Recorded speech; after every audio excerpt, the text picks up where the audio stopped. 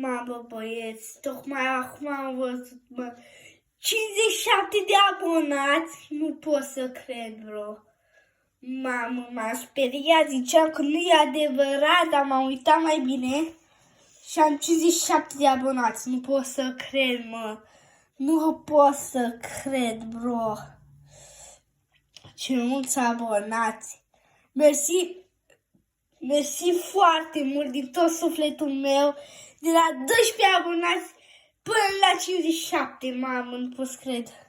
Credeam că am intrat pe alt cont, nu știu ce s-a întâmplat.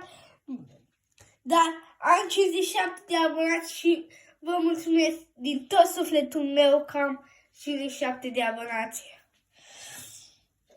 Da, sunt puțin răcit. Am văzut cu aia, mersi mult de tot pe care l-am postat eu, mersi mult de tot. S-a adăugat 4,4k de vizionări și 455 de like-uri.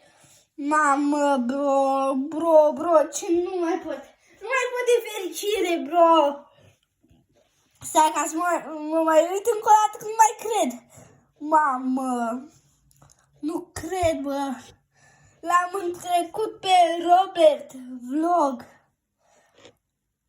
N-am știut niciodată că o să întreb pe Robert Vlog. El are 45 de abonați și am 57, mamă.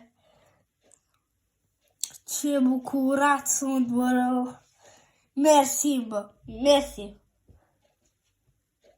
Apreciez din tot sufletul meu că am ajuns la 57 de abonați. Mersi.